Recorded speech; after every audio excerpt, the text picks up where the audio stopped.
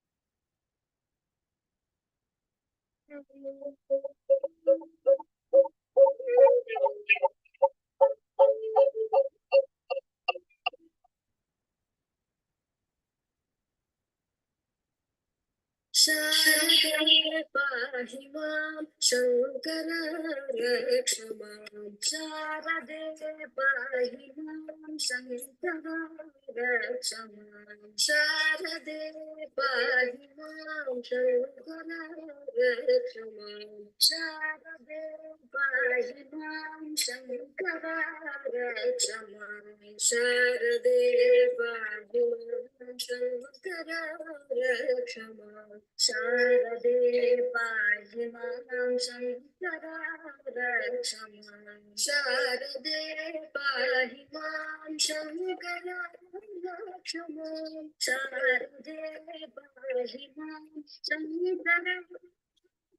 pahi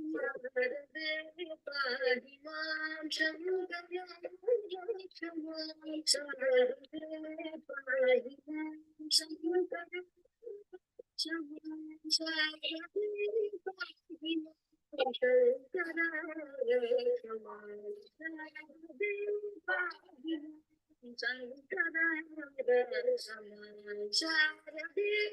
pahi mam Shankara இந்த ஸ்ரீனி என்னமோ இந்த மியூசிக் ரொம்ப ஃபீபிளா கேக்குற மாதிரி இருக்கு. இந்த Shankar Shankara Rakshama Sharade pahi mam Shankara Rakshama Sharade pahi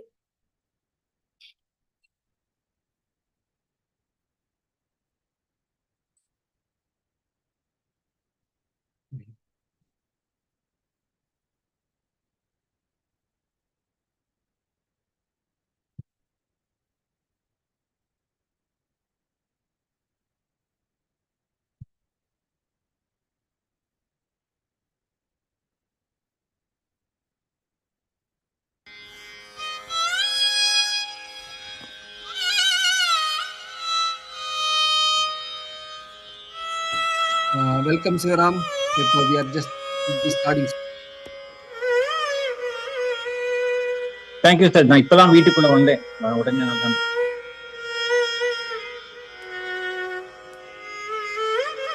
இப்போ ஓகே இல்லையா? இப்ப கேக்குறது நல்லா கேக்குறது. ஓகே.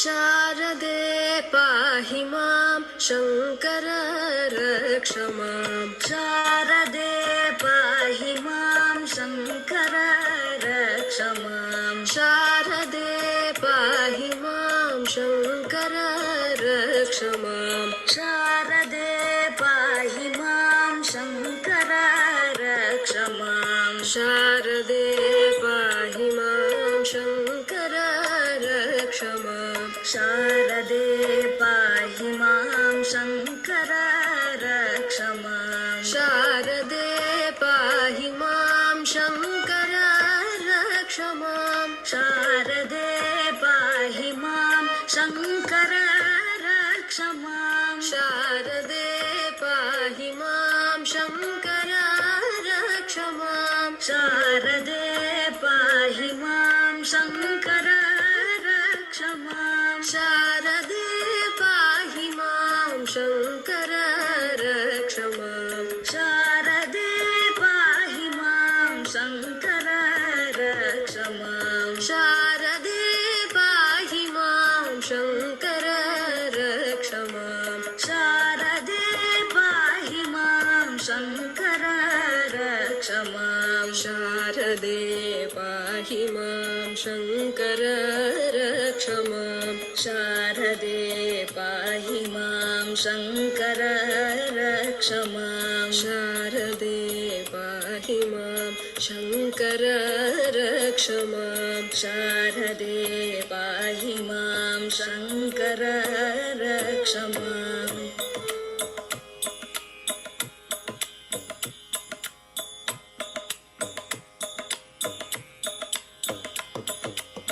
शारदे पाहि मां शङ्कर रक्ष मां शारदे पाहि मां शङ्कर रक्ष मां शारदे पाहि मां शङ्कर रक्ष मां शारदे पाहि मां शङ्कर रक्ष मां शारदे पाहि मां शङ्कर रक्ष मां शारदे पाहि मां शङ्कर रक्ष मां शारदे Srini, पाहि can we मां start or do you want some Shankar more time? रक्ष मां शारदे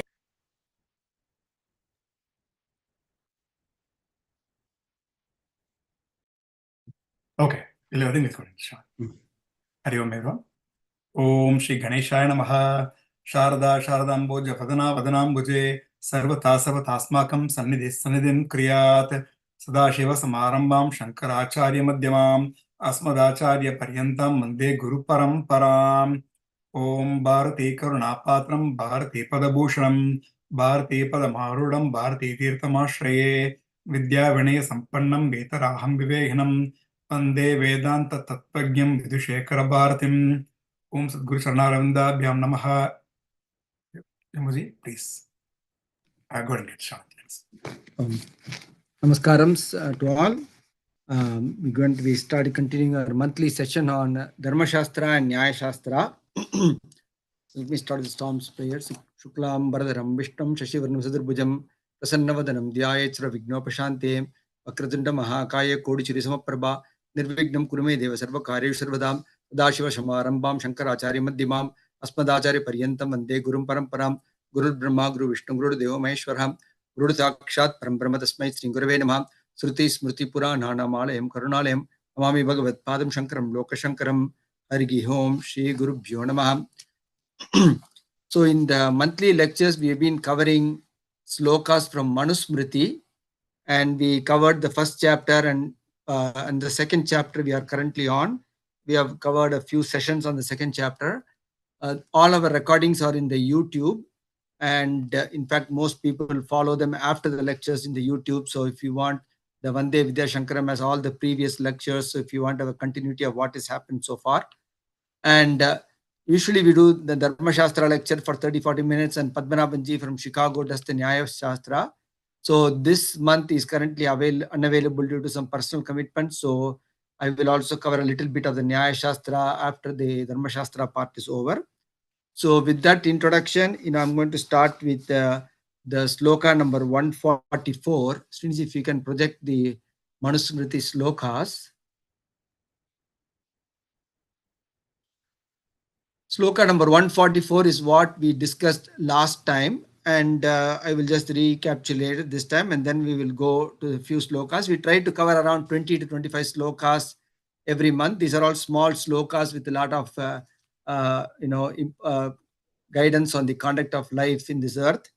And the sloka number 144 says, Ya avrunotya vidatam brahmana shravana ubau sa mata sa pita ngeyas tamna druhyet kadachana. So it says, Shravana Vubho means 2 years. The 2 years, one who fills the 2 years with the words of the Vedas, he is equal to mother, father, and for that person you should not do any cheating or backstabbing, we call droha in Tamil or Sanskrit, na druhyet kadachana. So it says anybody, the person who is filling your ears, like it is like if you take a bottle, you can fill it with water. So something like that, the ears are filled with good words. When the one who fills your ears with the avranoti, that means one who's covering your ears with all the good words from the Vedas, he is equal to mother and father, and you should not do any cheating or try to pull him down. So that is what it says, because the Vedas have all the important information on how to conduct life and also how to liberate from life. So Vedas teach you how to live the life and also how to leave the life. So that because in the Hindu philosophy, we believe that is karmas and rebirths.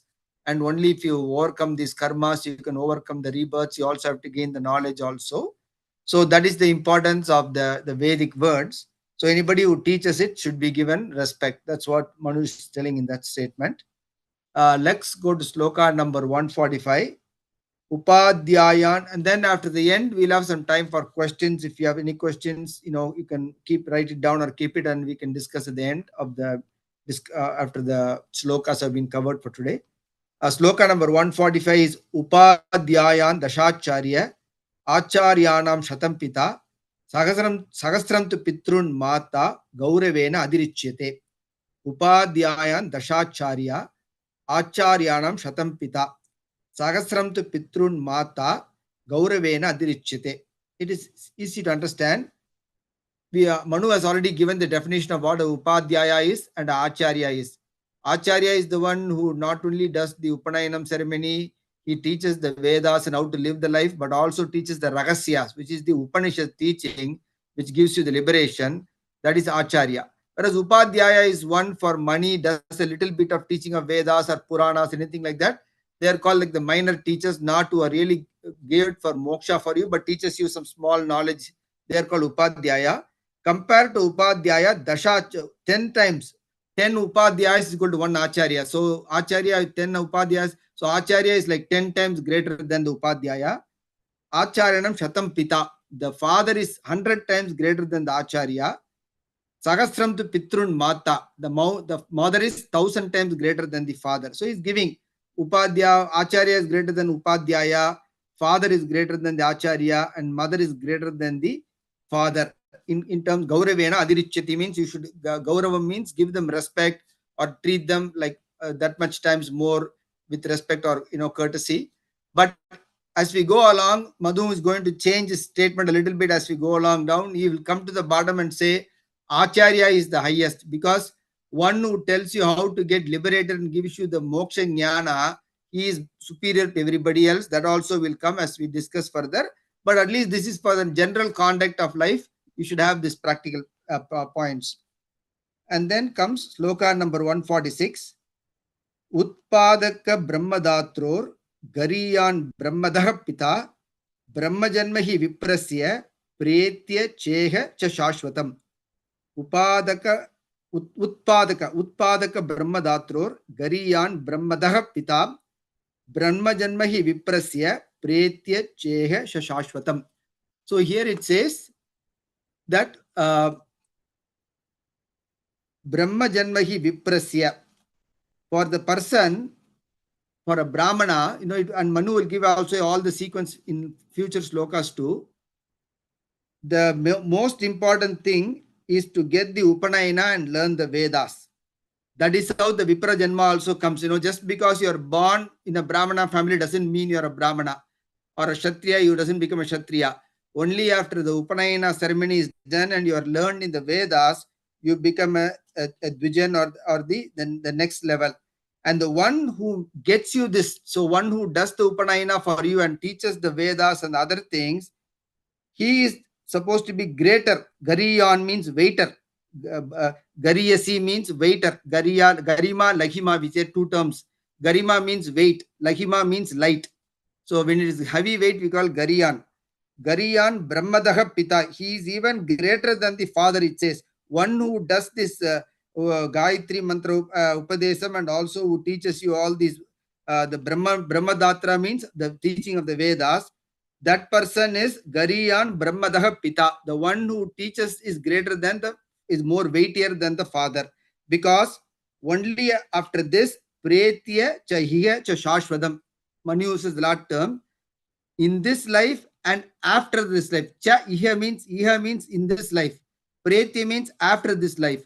So only the learning of the Vedas benefits the person in this life and in the afterlife, which means we believe that you take punya karmas, papa karmas along with you. The more you learn the Vedas, you more you follow the Veda teachings, you build your CV, like we see, you build your curriculum vitae. So you only have to reach a good limit, then you will overcome all the rebirths and merge with God. Only the teaching of the Vedas gives you goodness in this life and also after this life. So that is why the one who teaches you that is even weightier than the father. That's what Manu is telling to say here. And he's going to substantiate those points in the next few slokas. Sloka number 147. Kaman mata pita chainam yat utpadayato mitaha sambhutim tasyatam vidyat yad yona abhijayate. Kaman mata pita chainam yat utpadayato mitaha sambhutim tasyatam vidyat yad yona abhijayate. What he says is, father and mother, because of karma, only because of that they actually give rise to the, they have the attraction to the male and the female have attraction to each other, and by the the process of the physiological process, they actually give rise to the birth. So it is only the desire between the male and the female which actually gives rise to the body of the baby. It says all the parts are formed because sambhutim, it is produced. Only the desire between the man and the woman, which is says between the father and the mother, that desire causes the production of the body. So they are only responsible for the production of the body. That's all he says here. Then he goes to the next sloka. So that, because the previous sloka he told you that the one who does the Vedic teaching for you is the one who is going to give you benefit for this life as well as the afterlife. Now he is trying to substantiate the next few slokas. He will be substantiating why he is telling that. So in the first sloka, he just says, mother and father by the desire give rise to the production. Sambhutim means they produce the baby by that. Then sloka number 148.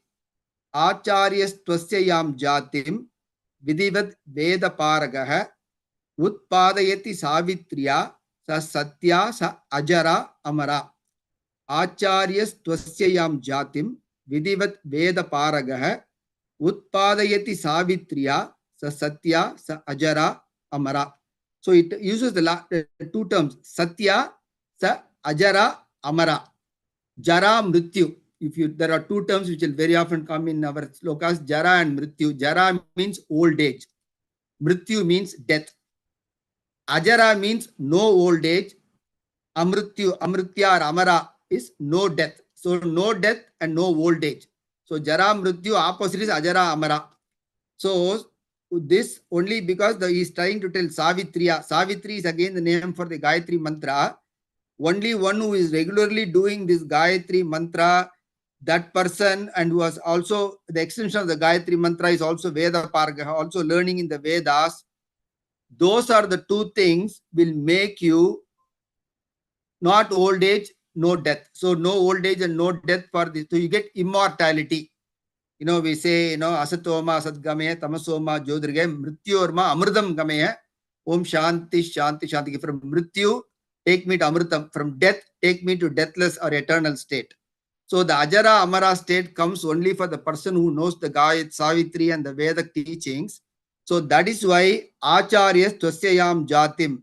The Acharya who teaches him this, that is why the Acharya is superior, because only of the Acharya you are going to get the immortal state, and all the troubles of the old age, everything is avoided, because only if you are born again and again, you go through cycles of growing, getting old, all the troubles of the old age, everything come. So what he was telling in the previous sloka is, mother and father just by the desire only produce the kid, but only Acharya by giving the teachings of the Savitri and also the Vedic teachings makes him immortal and eternal. So because the moksham is considered, will give you immortality. So that is what he is trying to tell in that sloka.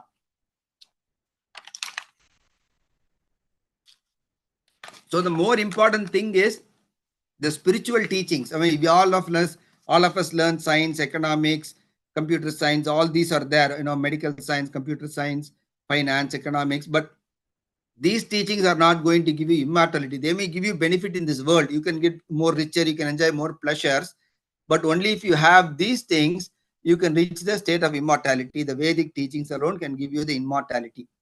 Slokam 149.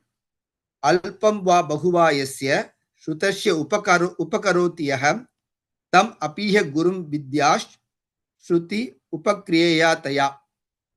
Alpam va bahuva yasya shrutyasya upakaroti yaham tam apiha gurum vidyash shruto upakriyeya taya. So here alpam va bahuva. Alpam means small. Bahu means large or big. One who teaches you even small amount of Vedas or large amount of Vedas. Alpam va bahuva yasya shutrasya upakaroti means Shruti again means Vedas. Shruti is the other term for Vedas because you learn by listening only. It's called Shruti.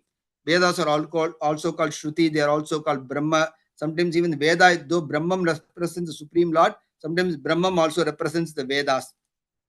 So the Shruti, one who gives you the teachings of Vedas, either small or even large, that person also should be considered as a guru for you. Because the one who is giving you this Vedic teachings, because like I said, other teachings can give you material benefits. Even in the Vedic teachings, some of the Vedic teachings will give you good material benefits. Some of them will give you good spiritual benefits. So the Vedas are very important. That's what Manu is re-emphasizing. One who teaches even small amount or large amount, you should give him a good respect as a guru. So that is sloka number 149. Sloka number 150. Brahmasya janmanah karta swadharmasya cha shashita balo api vipro vriddasya pita bhavati dharmatah. Brahmasya janmanah karta swadharmasya cha shashita balo api vipro vriddasya pita bhavati dharmatah. Again he says Brahmasya janmanah karta. So the one who again, Brahman again here means represents the Vedas. For a person, one who is born, for that person, Swadharma means what is your duty. So it is the Acharya who is going to give you, for the Brahmanas or the Kshatriyas or the Vaishyas, going to teach the Vedas and also teach Swadharma, because in those days, everybody had Swadharma. Now there is a different definition of Swadharma, but Swadharma in generally means according to the Varnashrama Dharma, what are you supposed to follow? If you are a Brahmana, what are your rules and regulations? If you are a Kshatriya, what are your rules and regulations? If you are a Vaishya, what are your rules and regulations? So the Swadharma is, that is the duty born because of your birth.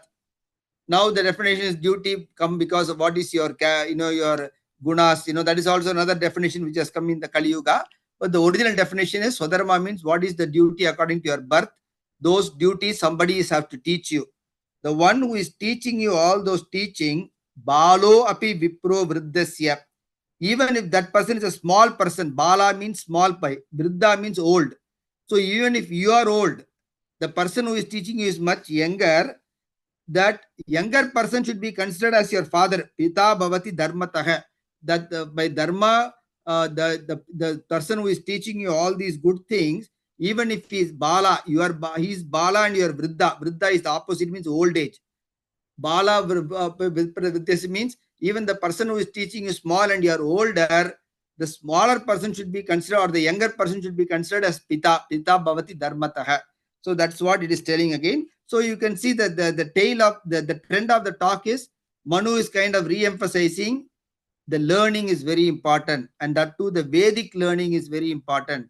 And the one who is only learned in the Vedas is capable of living this live in a very dharmic way, and also leave this world in a dharmic way. Because we see there are a lot of people who are learned, but unless they have this religious inclination and they follow the religious rules, you can have very highly qualified people who do all bad things also, so it is basically it is only the Vedic teaching which is going to give you some rules and regulations for your life and make you live the life in a dharmic way, which is in a righteous way, we should say. So that is why Manu is trying to emphasize the Vedic teaching, and whoever is giving the Vedic teaching should be considered great, and that is why he's re-emphasizing those points here. Jambu sir, can I ask a question? When you have the questions at the end, Sriram Okay. sir, because this is live streaming, so we have Okay. to discuss questions in the end. Okay. Okay. Thank you. Because this is live streaming also. Okay. Sloka number 151. Adhyapayamasa Pitrun Shishur Angirasah Kavihi Putraka iti hovacha Jnanena Parigruhyatan. Adhyapayamasa Pitrun Shishur Angirasah Kavihi Putraka iti hovacha Jnanena Parigruhyatan. And Manu is now telling a small story. He's saying Pitrun Shishuhu Angirasah Kavihi. There is a Kavi means, in general terms, we think Kavi is the term used for poet. Anybody who writes poetry, we call Kavi. But in the olden days, the term Kavi actually means one who is a big scholar or a wise person. So even in Bhagavad Gita, Krishna says, Muninam api Vyasaha, Vyasaham, Kavinam Ushana Kavihi. That's a statement which comes in the 10th chapter of Bhagavad Gita. Among the Kavis, Ushana Kavi. Ushana Kavi there, the Ushana is other name of Shukracharya. Among the wise people or very learned people, I am Shukracharya himself. That's what Krishna says in the Bhagavad Gita. So the term Kavi here means not the common term which we use now, poet. Kavi means a person of very good learning, very wise person. That is the term of the term Kavi. And Angirasa, so this Angirasa is the people, you would have heard about Angirasa Rishi. Angirasa Rishi is this Angirasa Kavihi, it says, the one Angirasa who is well learned or very wise person. Shishuhu, he was only a very small boy. Shishu is very young or even an infant. This Angirasa Kavi was very young person. But Adhyapayamasa, he actually, even when he was a very small boy or a small kid, he taught the Vedas and Vedic meanings to his four Pitrus, like his uncles, like we call Chittappa, Peripa and all those things in Tamil. Even for those uncles, this small boy, Angirasa, taught the Vedic meanings and the Vedas. So at the end of the teaching, he is calling his own, elders of the family, Putraka iti hovacha. Oh, my sons. So the young small boy who is teaching the Vedas, after teaching the Vedas, is addressing all these elderly people in the family as, oh, my sons. He says, Putraka iti hovacha means my sons. So immediately the elder people get very angry. Okay, you taught us something, but why are you calling us your sons? You are our son, or, so it's like the young boy is calling the older people, you are all my sons. So what happens is the old people all get upset now. Te tamartam aprich. So the next sloka is sloka 152. Te tamartam aprichanta devana gatamanyavaha devash chaitan samet yochur nyayam vaha shishur uktavan. Te tamartam aprichanta devana gatamanyavaha devash chaitan samet yochur nyayam vaha shishur uktavan. Shishur uktavan is shishuhu uktavan. So what it says is, all these elderly people of the family, they get very angry and they went and complained to the Devas, it seems. Devas, what is this young kid of our family? He is calling us as sons of him. They get angry and they complained to the Devas. They went to the Devana Gatamanya, means they went to the Devas and complained about him. Why is this young kid calling us the sons? Is this even right? Devas Chaitan Sametyaya. All the Devas then got into a conference. And at the end of the conference, they are telling, Shishuhu Uktavan means the Shishu told only correctly. The young boy told correctly, only he is correct in addressing you as the sons. So the elder people of the family complained to the Devas. The Devas had a conference. And at the end of the conference, the Devas decided, yes, whatever the kid told is right.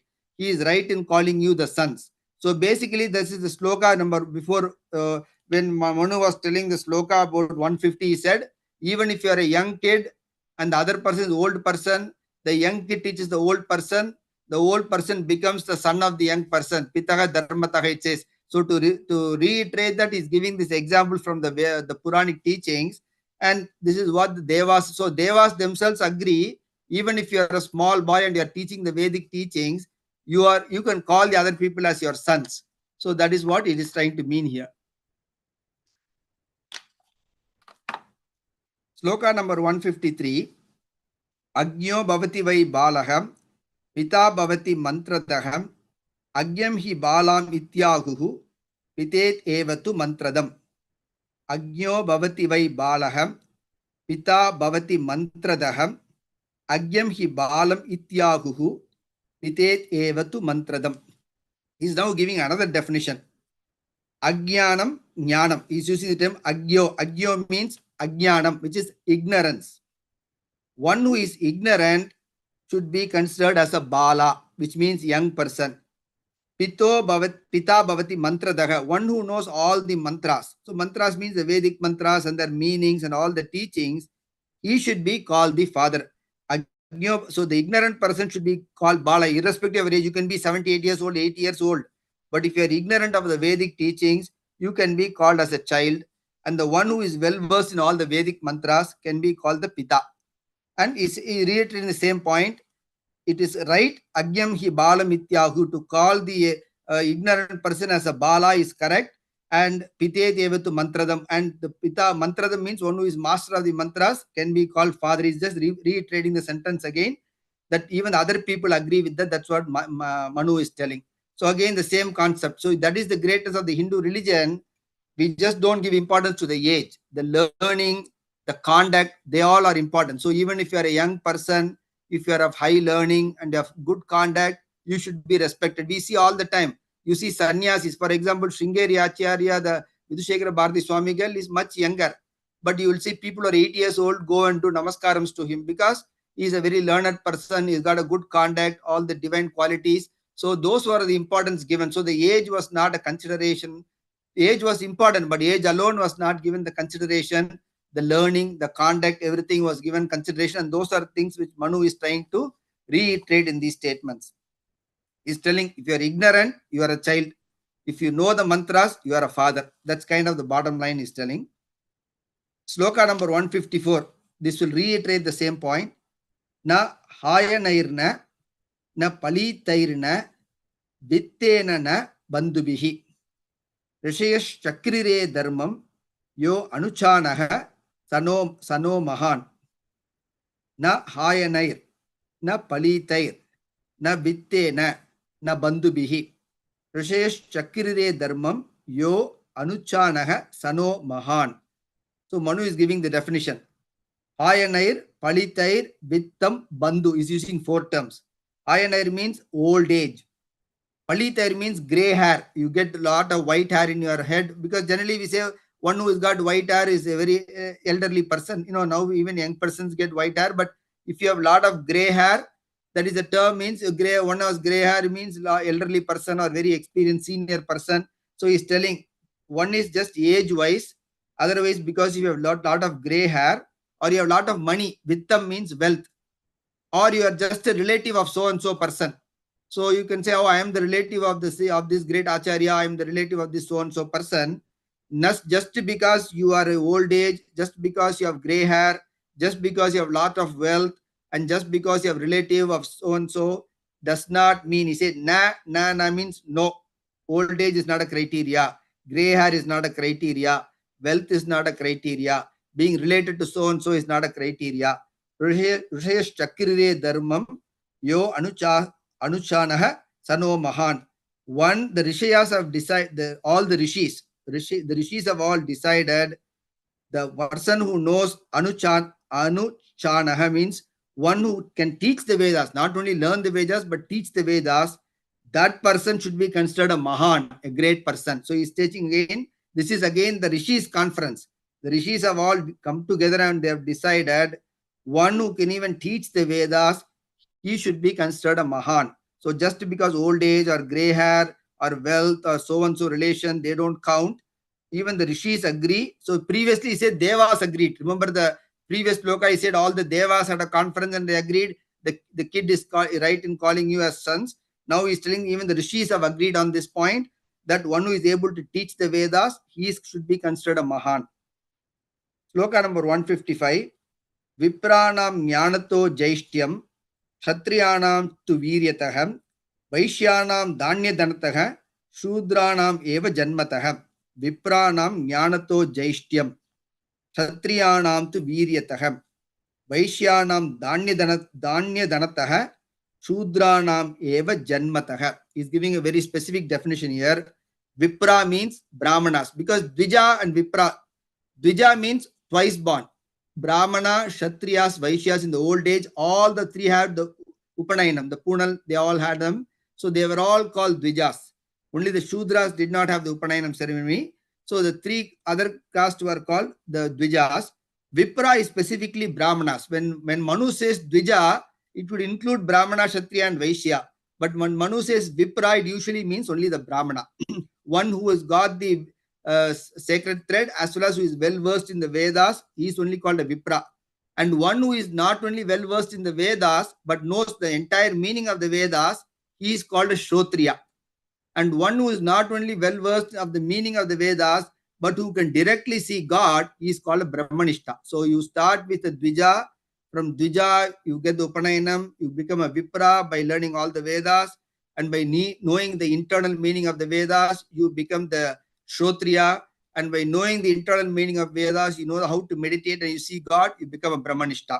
So when Manu is using the term Vipra, it specifically means the Brahmana group. For that, Jnanato Jaishtyam, knowledge for the Brahmanas, knowledge is the hallmark. So if you want somebody to be called a Brahmana, you should be knowledgeable. Again, not knowledgeable in all the, according to the Shastras, the Brahmana should be knowledgeable in all sciences. He should know medicine science. He should know economic science. He should know even warfare. Because Dronacharya is the one who taught warfare to Pandavas and Kauravas. Parasurama was a Brahmana. He is the one who taught warfare to even Bhishma. So the Brahmana should be learned in warfare, medical education, economic. Vasishta is the one who is giving all the economic guidance to the entire Raghuvamsa kings. So the Brahmana should be actually well versed in all branches of knowledge, including the Vedas, but they should only practice the Vedic teaching. So Brahmanas can learn everything, but they can only practice the Vedic teachings. They cannot go for warfare. That's why when Dronacharya went to war, Bhima itself is making a mockery of him. You are only supposed to teach warfare. You are not supposed to fight in the war. Even there is a very famous statement with Bhima makes to Dronacharya in the Mahabharata. He reminds him of the Varnashrama Dharma. Oh Guru, you are only supposed to teach warfare. You are not supposed to fight in the warfare.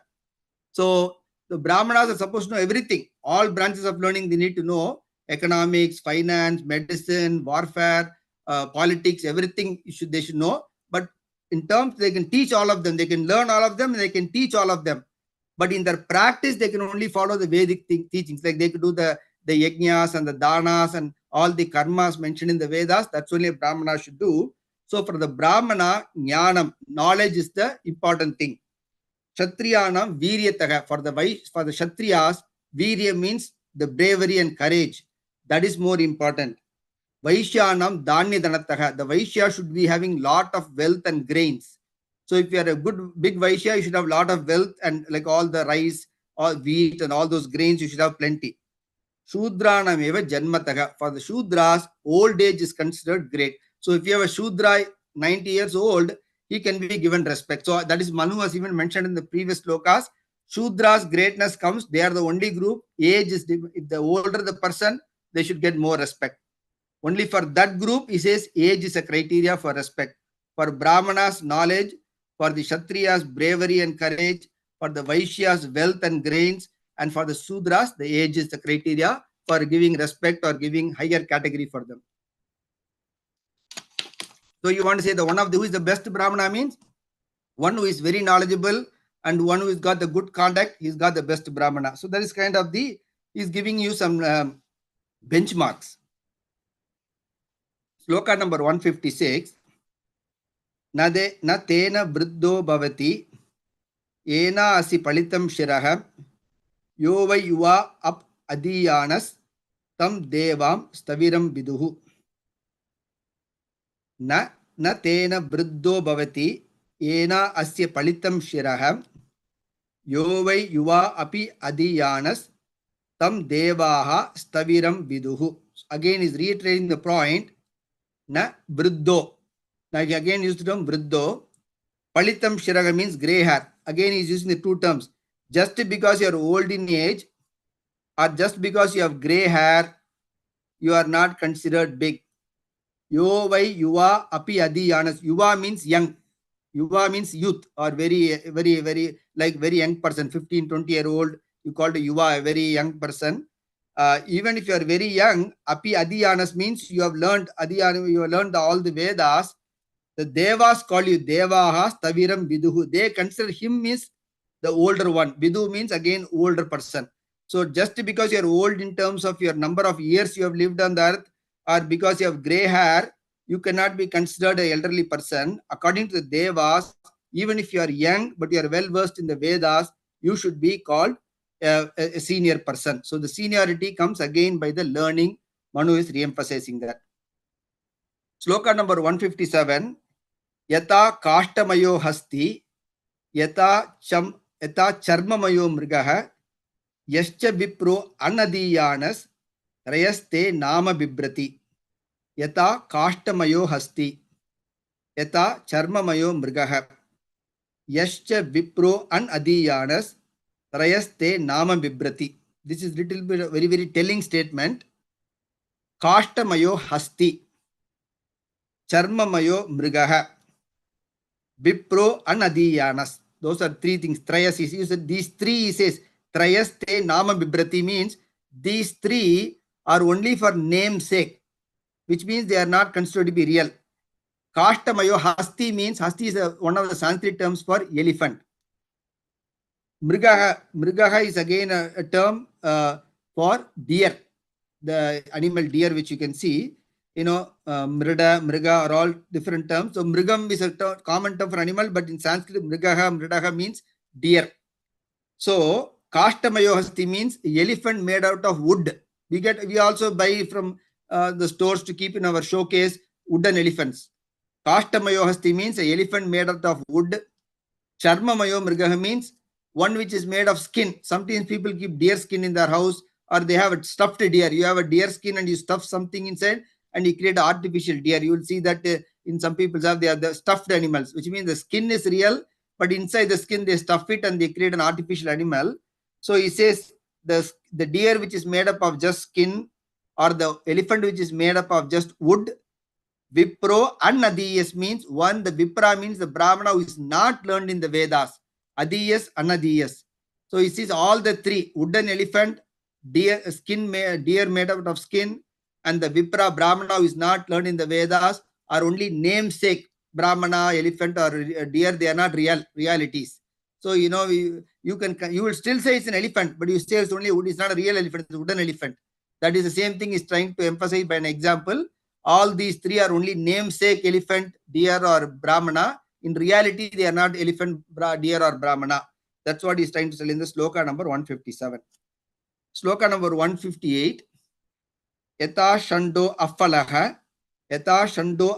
strishu, yata gaur gavicha afala, yata cho agye afalam danam, tata vipro anuchu afalaha. Yata shando afalaha strishu, yata gaur gavir cha afala, yata cha agye afalam danam, tata vipro anuchu afalaha. Use the terms afalaha 4 times here. Phalam, afalam. Phalam means fruit or benefit. We say even means he got the fruit of all his hard work. So afalam means no fruit. You didn't get any benefit at all. So you got all the fruits for your hard work, or you got no fruits, you got no. Afalam means you got no. And he's giving 4 examples. Shando afala strishu means, let's say a woman get married to a person who is a eunuch, which is not having male characteristics. That male is of no use to that female. Strishu afalaga shando. Shando means we call eunuch in English, which is the persons who don't have the male criteria. For a female, the eunuch is of no use. Gaurvi gaurcha afala. If you have a cow and cow together, again they are of no use. You have a cow and bull together, they will produce more calf and other things. How a cow and cow together is again of no fruit. That is same thing. Agge afalam danam. If you give danam, but you don't know the person whom you are giving, because we always say, patra marindu danam poduna, you should know the person, his qualities, greatness, then you give danam, because you don't want to give money to somebody who's be a terrorist or cause damage. So if you give, the charities without knowing the good person or the other things, again the dana is also gone for waste. Same way, Vipro andrucho afalaha. Again, the andrucho means one who does not know the Vedas or can teach the Vedas. He is also of no fruit. So basically, The eunuch is of no fruit to the women. Cow is of no fruit to the other cow. The one who has no knowledge about the Dhanam person doesn't have, the charity is gone for waste. Same way, the Vipra who doesn't know the knowledge of the Vedas and teach the Vedas, he is also a waste. So kind of is giving those examples. Again, we should take that in the current day context. Not all of us can be versed in all Vedas and all Vedic teachings and all Vedic sacrifices. What Manu is trying to impart is the Vedic, because he will re-emphasize the points. Because the Vedas are just not doing all the homas and yajnas and other things. The Vedas teach you the good conduct, Satyam, Vada, Dharmam, Chara, all those. You should always speak the truth. Ahimsa, is the Paramo Dharma. You should only follow non-violence. So you should be well versed in the Vedic teachings, because then only you can live a good conduct of life.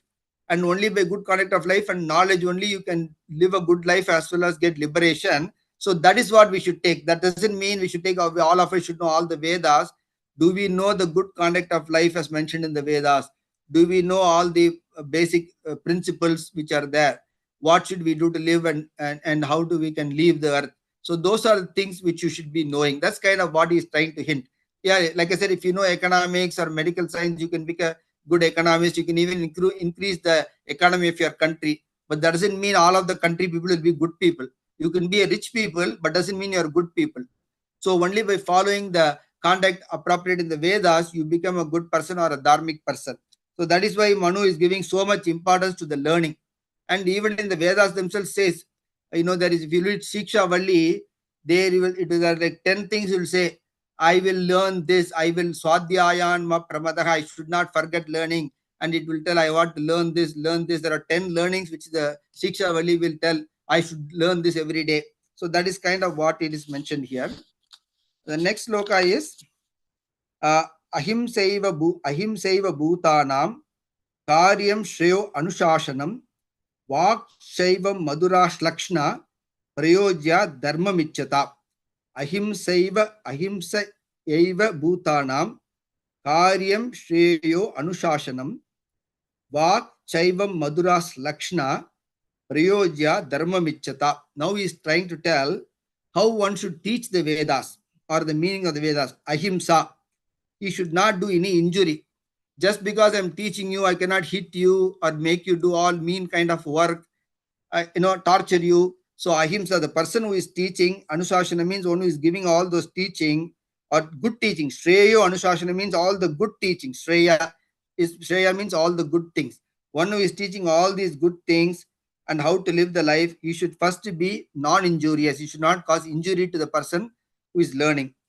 Vak Shaiva Madura Slakshna. His words should be Madura and Slakshna.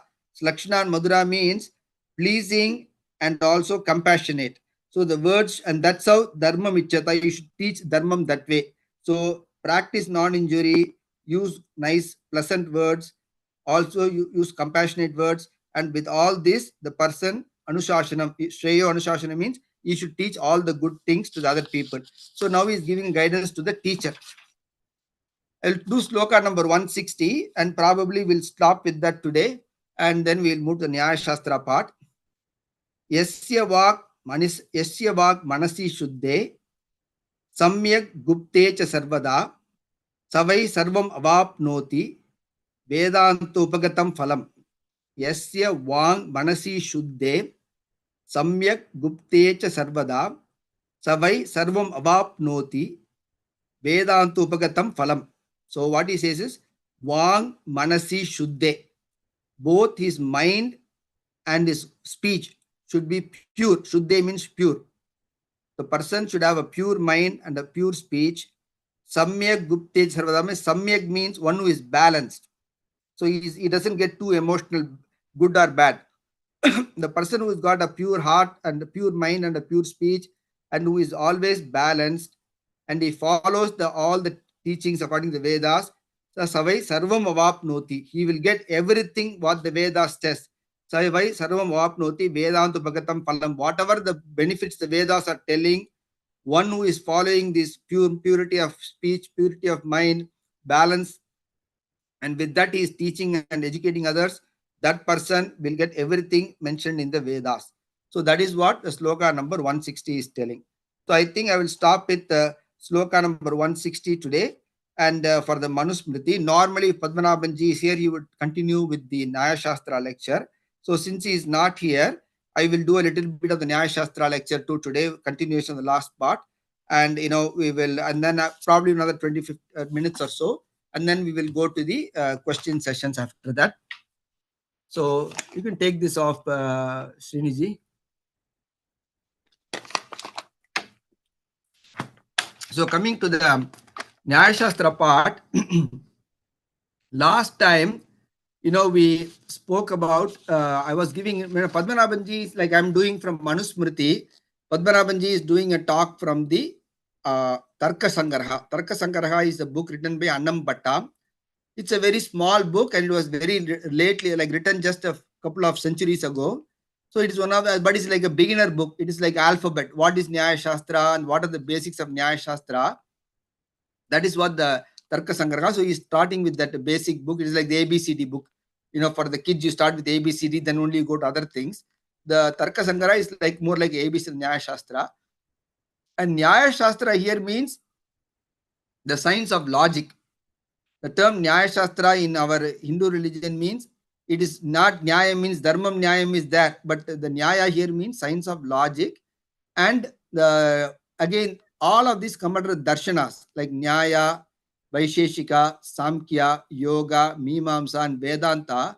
They are all called darshanas too. Why they are called darshanas means, for example, if you learn medical science or economics, you will get expert in medical science, you can get economics, you can help in curing other people, or you can help in building the economy of the country, but you don't give them liberation from life.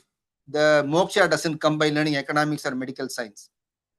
Only those teachings which will give you the liberation from the life, they are called darshanas.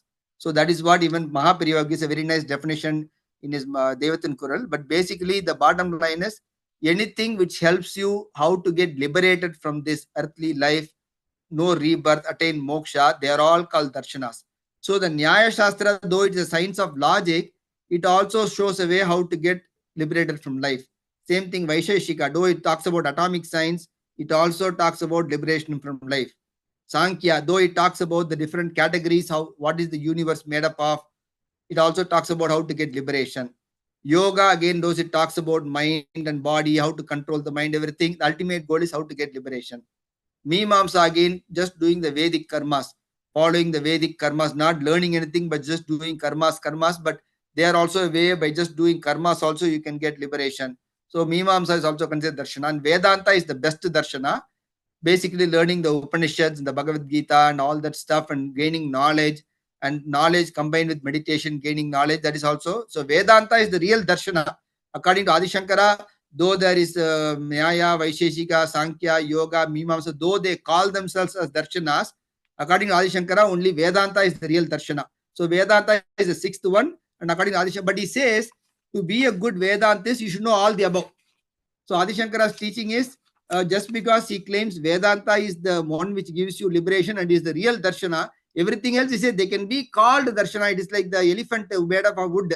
It can still be called elephant, but it's only a wooden elephant.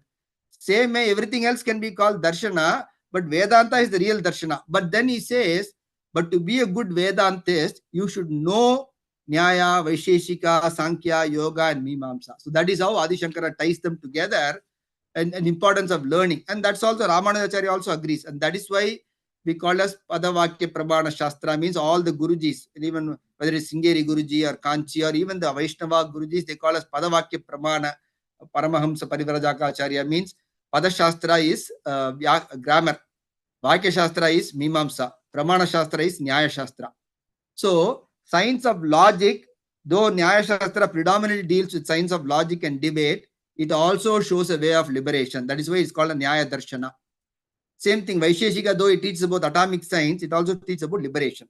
So that is how the Nyaya Vaisheshika come under darshanas. But then Nyaya and Vaisheshika, though they are two different darshanas, and again, all these darshanas, where did they come from? They all have the basis only on the Vedas.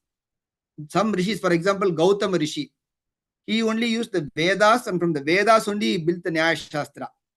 Same thing, the Ganada Rishi, he took the Vedas, and from the Vedas only he built the Vaisheshika Shastra. Same thing, Jaimini Rishi, from the Vedanta only he built the from the Vedas only he got the Mimamsa Shastra.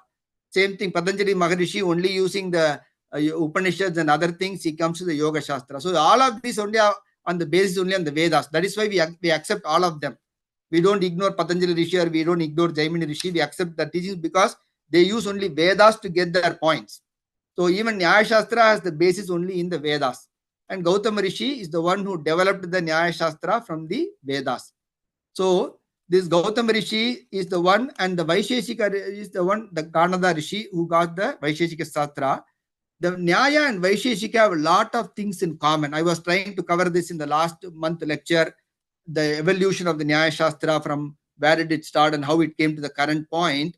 At one point, people like I was giving examples of the important stalwarts in Nyaya Shastra. Gautama Rishi is the most important one. And Gautama Rishi, according to the researchers, this is the same Gautama Rishi who comes in Ahalya story in Ramayana. Remember, there is a lot of Gautamas. For that matter, there is not one Gautama Rishi. There are several Rishis who are called Gautamas.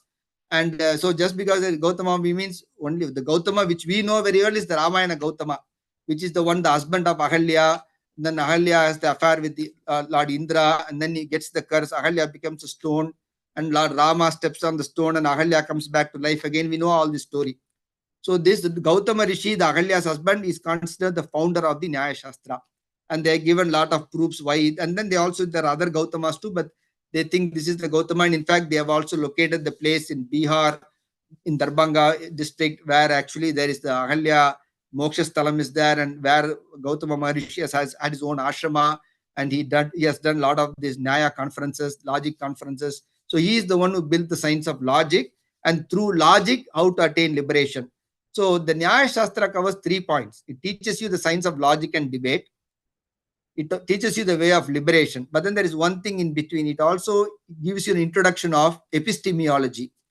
Epistemology is a term which is called the knowledge of knowledge sources. Like we get knowledge. We look at Google, you get knowledge. I look at TV, they give me information, that is knowledge again. I listen to some lecture, again, that is knowledge. So you can get knowledge from newspaper, you can get knowledge from TV, you can get knowledge from Google, you can get knowledge from somebody else teaching you. All are knowledge only.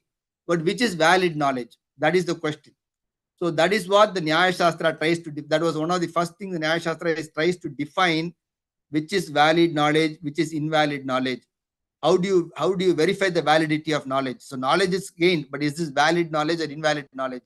So those are all the techniques which Nyaya Shastra has given to us. That is why it is called Pramana Shastra. Means it is the one. Pramana means there is Pramana and Prameya. Prameya means all the objects. For example, I see this light in front of me. This light is an object. But knowing this is the light, okay, I read a book in physics or something that tells you this, oh, this is made up of wood, there is a bulb, there's electricity which connects to it, and that's how the light comes to give you the illumination. I get the knowledge about this is light from physics book or something book. Because if you ask a young kid who doesn't know light and show him the light or fan in your house, he doesn't know what it is. You should have learned it from somebody, or you should have learned it from some book. So you get the knowledge from the book, and then you get the object. So the prameyas are all the objects. Pramanas are the source of knowledge. So Nyaya Shastra is also a Pramana Shastra, means it gives you how to assess the validity of knowledge. So Nyaya Shastra gives you 3 things. It teaches you science of logic and debate. It teaches you how to assess the validity of knowledge, and finally how to attain liberation. That is why it's a Nyaya, it's a Tarka Shastra. It is Pramana Shastra. It is also a Darshana. So it's all 3 together. And each of the Mimamsa has different criteria. Mimamsa has 3 things together, but Nyaya Shastra is all. It's a Tarka Shastra. It's a Pramana Shastra. It is a Darshana. It's called Darshana because it teaches you about liberation. So that is kind of the broad introduction. And we talked about Gautama Rishi. And Gautama Rishi, why is he considered? He developed the Nyaya Sutras. Like for Vedantas, we call Vyasa, Brahma or Vyasa or Badarayana Rishi or Vyasacharya. The same Vyasa we learn about in Mahabharata. That is the same Vyasa or Badarayana or Krishna Dvaipayana. Those are his different names. He is the one who condenses all the Upanishad teachings and puts in one place in Brahma Sutra. And saying that's how Lord Krishna also does. He does all the Upanishads in one place called Bhagavad Gita. So the Upanishads are the main thing, but they put together in one place and gives a nice way of summarizing all the Upanishads point. So only Vyasa gave Brahma Sutra Sutra, and from Brahma Sutra somebody wrote Bhashya, Adi Shankara wrote Bhashya, then somebody wrote Vartika, and that was all come. That is why for Vedanta we considered Vyasa as the main important person. Same thing Mimamsa. The Jaimini Maharishi collected all the points and he gives sutras. Sutras are like simple points. They give one line, but they have deep meaning. It's just one small line, but one line will have so much meaning into that. That's why you have to do Bhashyas for thousands of pages to explain them. So, because if you write a Vedanta, the Badarayana's Brahma Sutra, it's 560. According to Adi Shankara, only 555 sutras. You can write it in full 4 pages. You can write the entire sutras. You see pages like that, 1, 2, 3, 4. You can write all the 555 sutras in 4 pages like that. But the question is, for the 555 sutras, the meaning, that goes to 2000 pages. If you read the Sri Bhashya of Ramanujacharya, which is the explanation for Badarayana's Vedanta Sutra, it is almost 2000 pages. So that is why the sutra, each sutra is very deep in meaning. So Gautama Rishi gives the Nyaya Sutras. And there are 528 Nyaya Sutras. There are 5 chapters. Each chapter has 2 subdivisions. So totally 10 you can consider. There are 10 chapters you can consider. 5 main chapters. Each of them have 2 divisions, and 5 into 2 is 10. In this 10 chapters totally, he has put on 528 sutras. In the 528 sutras, he has given the entire science of logic, validity of knowledge, how to get liberation, everything is put there. So that is the Nyaya Sutras. Same thing like Brahma. If I want to compare it with Vedanta, the Badarayana's Brahma Sutra, it has like 4 adhyayas, Chatur Adhyaya. There are 4 main chapters. Each 4 chapters has 4 subdivisions. So there is 16 padas, Adhyaya, Pada, Adhikarana, and Sutra we say. There are 4 chapters. Each chapter has 4 padas, so there are totally 16 padas. And the 16 padas, there are totally 192 adhikaranas. And in the 192 adhikaranas, there are 555 sutras. That is how the Vedanta Sutra comes of Badarayana. So same thing, Nyaya Sutra. Same thing, there is sutras for Vaisheshika, sutras for Yoga, sutras for Shankya, sutras for Mimamsa. Mimamsa is the biggest, it's called Sahasra Adhikarani. Sahasra Adhikarani means 1000 adhikaranas are there. Vedanta Sutra has only 191 adhikaranas. Whereas Mimam Sutra by Jaimini has 1000 adhikaranas. It is the biggest sutras of all. But that is not in, people don't know much, only the well-versed Vedic Pandits know. But people from Sringeri, Kanchi and all those traditional acharyas, they are well-versed in both Purva Mimamsa and Uttara Mimamsa. They know the entire Jaimini Sutras as well as entire Badarayana Sutras. So coming back to Nyaya Sutras, so I was telling, so the evolution from Gautama Rishi wrote the Nyaya Sutras. Then Vatsyayana, Pakshila Swami Vatsyayana wrote this is not the same Vatsyayana of Kama Sutra. There is another Vatsyayana who wrote the Kama Sutra, but this is another Vatsyayana who writes the Nyaya Sutra Bhashya. Then Udyodkara writes the Vartika. Then Vachaspati Mishra writes the Tika, which is the explanation of the Vartikas. And then Udanayacharya represents the Parishuddhi, the defects he corrects in the. So these are all the important people. And I talked about all of them in my previous lecture. If you go to the YouTube from the previous lecture, I have given you the evolution of the Nyaya Sutra from Gautama Rishi's time to the Annambhatta times. Annambhatta is kind of the latest person, and that is the topic which we are discussing. So I have given you the more important persons who have done, and I talked about Gangesha Upadhyaya story in my last lecture, is how he comes, the Prachina Nyaya and Navya Nyaya. Prachina Nyaya means old type of logic. Navya Nyaya means new modern logic. So the up to Gangesha Upadhyaya, it is called Prachina Nyaya, old type of logic. And Gangesha Upadhyaya changes the paradigm and he gives new concepts. So it becomes Navya Nyaya after that. And the important is, as the Nyaya Shastra evolves, even the Vedanta people have to use the old, whatever type the logicians develop, they have to use the same logic to explain their concept. That is why Nyaya Shastra is very important. The science of logic is important. Hinduism doesn't ignore logic. You need to have logic for all your points. And that is why the importance of Nyaya Sutra is being stressed so much. So that is kind of the, I don't want to repeat what I said in my last lecture, but kind of I gave the evolution from Gautama Rishi to Annambhatta. And I'm just last time I just talked about the personalities who was Udanayacharya, who was Gangesha Upadhyaya, who was Vasudeva Sarvabhauma. I gave the important characters or the persons of pivotal interest in the Nyaya Sutra. This week I'm just covering the Nyaya Sutra itself. I gave the personalities last time.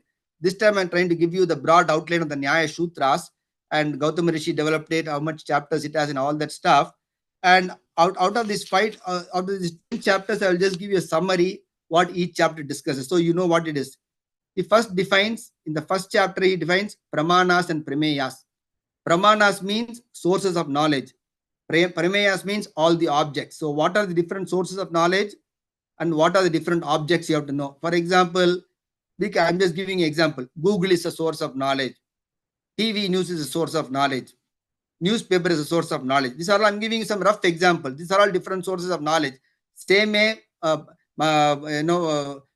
Gautam Rishi is defining what are the source of knowledge. So pramanas are described and prameyas, what are the different objects? Okay, what and all you need to learn while you're living on earth. Okay, you can learn economics, you can learn medicine science, you can learn about architecture, all that stuff you can learn. So what are the real things you need to learn? That is called the prameyas. So pramanas and prameyas, that is described in the first chapter. The second chapter he discusses about Vada, Jalpa, Hetavabhasha, Chala and Jati, the rules of logic debate. We call Vadam, our independent Vadam Panna, our independent Targam Panna, we call Targa, Vada. He gives a definition. What is called Vada, what is Jalpa, like what is cheating. Chala means cheating. Jalpa means just telling only your point. You are not even, if I tell one point, you tell one point, I should try to dissect your point and tell why you are wrong. Or I should try to substantiate my point why I am right. So that is what is the real Vada. You tell your point, the other person tells your point. Politely, you try to dissect the points and say, why is this wrong? Why is this correct? But if I just say, if I keep on disagreeing with whatever you say, that is called Vedanta Vada. But if I don't even dissect your points, but keep on just emphasizing my points, okay, what I tell is only right. But I'm not trying to justify what you are saying is wrong. I should justify, not only justify what I'm saying is right, I should also justify what you are saying is wrong. Then only it becomes a good discussion. So those are all, he gives the definitions of that. What is Vada, what is Jalpa, what is Hetavabhasha, what is Chala, Jati. That is the second chapter. The third chapter is Samshayas, how to remove doubt. So you get a doubt on a particular topic, how to remove the doubt. So that is all is discussed in the third chapter. Then the Pramanas, the fourth chapter means I'm talking about, I told you, remember the 5 chapters, each of them has 2 subdivisions, 10 chapters. I'm just enumerating only in those 10 chapters. I'm not going through the original 5 chapters, but the 10 chapters. So I covered the third chapter. The fourth chapter is Pramana and Aprama. He again elaborates Pramanas. What are the Pramanas? How do you assess the validity of knowledge? And Apramanas, what is invalid knowledge? He tries to define all of them. And then in the 5th chapter, he talks about body and organs. Now he's coming to because Nyaya not only teaches you logic, it also teaches you how to get liberation. Just by learning logic, how will you get liberation? So it is teaching you what the body is, what is the mind is. It is giving definitions of all that. And then the 6th chapter talks about the Atma. What is Atma? How do you know the Atma is there? All this it talks 6th chapter. 7th chapter it gives about Mithya Jnana, what is called false knowledge. And what are the problems with false knowledge and why true knowledge is important for liberation. So it tells what is false knowledge and what is true knowledge and why true knowledge is important for liberation. Then in the 8th chapter, he actually gives the Tattva Jnana itself, that entire Nyaya philosophy in terms of soul and what and all you need to do to get liberation. Everything is discussed in the 8th chapter. The 9th chapter, he talks about futility. See, again, after he's even talked about liberation, he again comes back to logic at the end. What is futile argument? It tells, when you call, I and you can keep on talking, but there should be some product out of it. If it is, he just gives definitions of what are called futile arguments. And in the 10th chapter, he gives Nigrahasthana. When do you say some person is loosed in the debate? That is rules of, because when you follow debate, you cannot just announce one person as the winner and other person as the loser. You should have some criteria. Then only you can say, okay, you followed this criteria. By this criteria, you are considered lost in the debate. You have considered you are won in the debate. So Nigrahasthana is defined in the 10th chapter. So if you see, he begins with logic, ends with logic, but in the middle, he gives you all the Tattva Jnana and the way of liberation. So these are the 10 chapters with Nyaya Sutras, which according to Gautam Rishi, if you have the 528 Sutras, it goes. So in the next 10 minutes, what I'm going to do is, I want to also talk about important things. And it's very, very important as you get into the nuts and bolts between Nyaya and Mimamsa. They have theories of sound and knowledge. They have theories of validity. I will give you one example. Swata Pramanam, Parata Pramanam. And this is very interesting. If you people read Adi Shankara's life history, Adi Shankara is coming to the town called Mahishmati. And that is where Mandana Mishra is there. Mandana Mishra is the greatest Mimamsa. Kumarila Bhatta is dying in the fire. So he tells Adi Shankara, you have won me in debate, but you should go to Mahishmati, you should debate with Mandana Mishra, and only Mandana Mishra accepts defeat, then all the Mimamsas will agree with you. And we know this Mandana Mishra is very important for Sringeri Mat, because this Mandana Mishra is the one who became Suresh Acharya and becomes the first Acharya of the Sringeri Mat. So Mandana Mishra's wife is Sarasavani, and that Sarasavani becomes Saraswati and becomes the Saradamba. So this Mandana Mishra story is very, very important, especially for Sringeri people. And Adi Shankara comes to his Mahishmati, and he is asking one person, where is this house of this Mandana Mishra? It seems the entire town of Mahishmati is very learned. Even the ordinary working women, like we call servants in the home, they do servant, they come and clean your house, they clean your utensils and go. Even those women were very learned, it seems. So Adi Shankara is going and asking one of those servant women, man, can you tell me where is this? I am trying to go and see my Mandana Mishra. Can you tell me how his house is? And the definition how the women are telling is, keep on going to each house, you will see parrots. In one house, even the parrots will be discussing Parata Pramanam, Swata Pramanam. What is Parata Pramanam? What is Swata Pramanam? The parrots will be debating, it seems. This is what Parata Pramanam is. This is what Swata Pramanam is.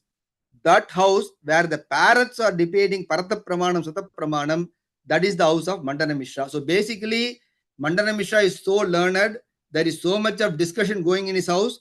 The parrots are listening to those discussions. And because of that, the parrots are able to discuss what is Parata Pramanam, Swata Pramanam. So that is the example. And this is very nicely written by Vidyaranya Swamigal. Vidyaranya Swamigal writes this he's the one who writes the Shankara Dikvijaya. In that, he discussed the Mahishmati chapter. That is how it starts with. How do I find Parata Pramanam, Swata Pramanam? Yasya Angiraso Vadaha, it says, where the parrots are debating Swata Pramanam, Parata Pramanam. That is the house of Mandana Mishra. So then, what is this Parata Pramanam, Swata Pramanam? Swata Pramanam means internal validity. Parata Pramanam means external validity. What does it mean is, the simple example I will give you. I recently went to Sahara Desert in Egypt. It's a very big desert. And when I was traveling the Sahara Desert, our guide pointed out to me, can you see the mirage in the desert? Very famous Sahara Desert, you can see the mirage, which is the total internal reflection, which creates as if there is water there. In the middle of the desert, you will see there is a water, but if you go close, there is no water. It is basically a physical phenomena which creates the artificial appearance of the water. So, let's say you are walking in the desert, you are very thirsty. You see, oh, I see a big water pool there. When you go to the water pool, there is no water. It's again desert only. So what you saw with your eyes was water. But when you really want to drink water, the water is not there. So this is what the Nyaya Shastra people tells. Don't accept anything as it is. Does it give you benefit? Same thing, you see a silver in the seashore, the seashell. Sometimes when the seashell, the sun strikes on the seashell, it will look like silver. So the seashell with the reflection of the sun will look like silver. But when you really, oh, this is silver, you go and pick it up. Oh, this is not silver, it's only seashell. So it looks like silver, but when you really want to use it, it is not silver. So this is what Nyaya Shastra says. None of the knowledge. So you get a knowledge. You see the seashell, oh, it is silver. You get a knowledge, this is silver. But when you do practical application, it is not of no use. So this is what Nyaya people says, Parata Pramanam. No knowledge is valid by itself. Only by practical use, you can say the knowledge is valid. So he says, whatever knowledge you get, automatically don't accept the knowledge is correct. Only if the knowledge gives you practical use, then you can call the knowledge is valid. So I see the water, but it is not real water. My thirst is not gone. So that water knowledge is a wasted knowledge. I want more money. I saw silver, but I went to pick up, it's only seashell. I don't get money. So the knowledge is again waste. So basically he's trying to tell, any knowledge, practical use is there, that is only you call it's valid. So that is all external validity. Internal validity means all knowledge is valid by itself. You get a knowledge, it's valid. If it becomes wrong, then you can say, okay, this knowledge was Badhanyanam, something like that. So internal validity means whatever knowledge you get is directly valid by itself. If most of the knowledge, only if you disprove it, then you retrospectively say that was wrong knowledge. So that is the internal validity. The reason is becomes very important because for the Mimamsa, Vedas are everything. If you have to check every point with the Vedas with practical use, for example, the Vedas say, you do this homam, you will go to Swarga. Okay, I do this homam today, I don't go to Swarga tomorrow. Then where is the validity? But Mimamsa says it will happen in due time. It won't happen right away, it will happen in due time. So you have to accept that truth. So even for the Pratap, the Swata Pramanam becomes very important for Vedas. If you want to test every point of the Vedas, sometimes you can't practically show the benefit. So if you tell Purusha Suktam for 6 months, all your sins will go away. You tell Purusha Suktam for 6 months, you are still suffering in life. How do you say my sins are gone away? So, but we believe that it will develop in either in future life or something, you'll get benefits out of that. So that is why the Vedas, Mimamsas want to prove this Swata Pramanam, because if they lose Swata Pramanam, the Vedas itself lose validity. Because according to Mimamsa, Vedas are ultimate. Whatever the Veda says is the truth. But if you agree the Parata Pramanam, then the Vedas itself will lose validity. So that is kind of the debates. I'm just telling between what is Swata Pramanam, Parata Pramanam means. Parata Pramanam means external validity, Swata Pramanam means internal validity. So the parents will discuss this. So this is a very important point. Nyaya Shastra believes in Parata Pramanam, Mimamsa Shastra believes in Swata Pramanam. And each of this, what is sound, what is knowledge, all of these debates are very, very interesting, as fascinating as you go along. So with that, I will just talk only just a few sutras for 3-4 minutes, and then I will go. This is the Nyaya Sutra, just to give you an introduction. So we talked about, last week I talked about the personalities involved in Nyaya Sutra. This week I gave you a broad introduction of Nyaya Sutras and what did Gautama Maharishi do and what are the chapters. And now I'm taking the first chapter, first sloka in Nyaya Sutras. It is not here because Padmanabhan Ji will continue his chapters. I'm just covering. And so I choose a topic which is not covering. He's covering the Tarka Sangraha. So directly took he's talking about the last book in Nyaya Sutra.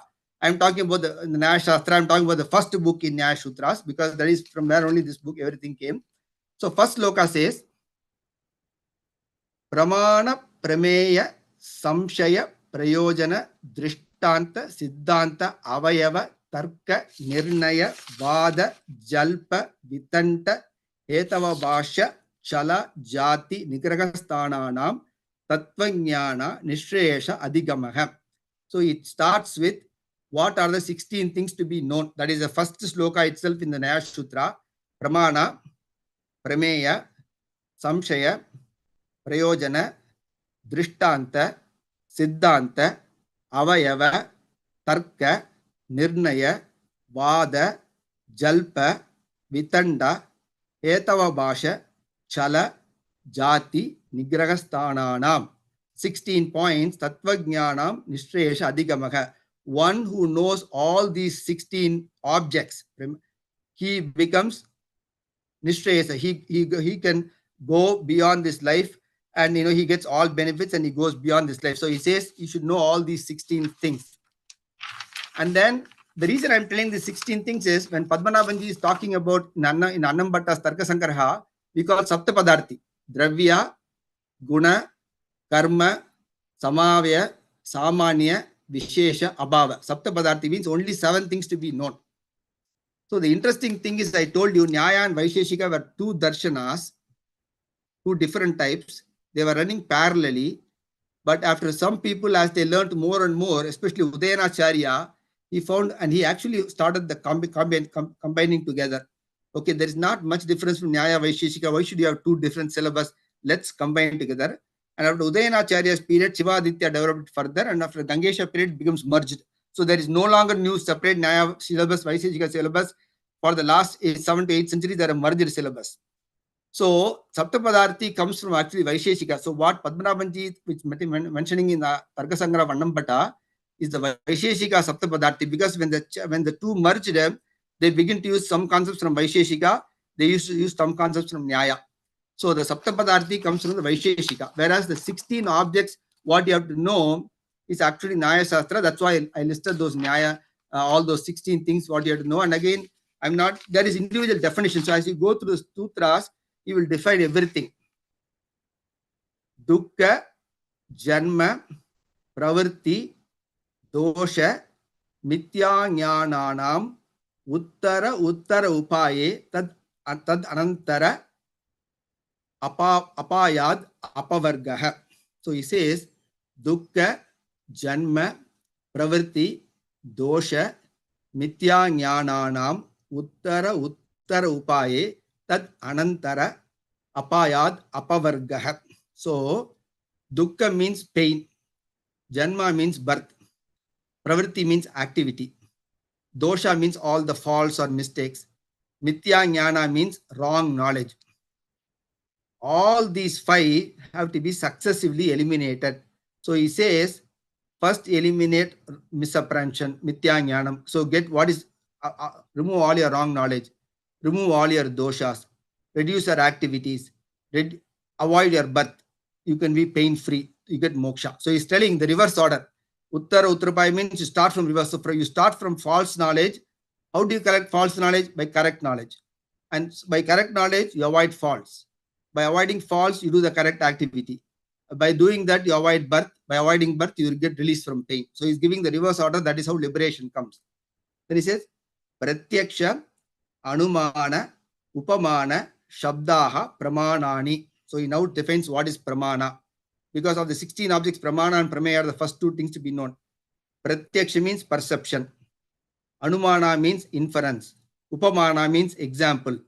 Shabda means sound, which is actually the Vedic sound. All these are sources of knowledge. So what you experience with your senses, what you can deduce by logic, what you can understand by examples, and what you can listen from sound, these are all considered source of knowledge.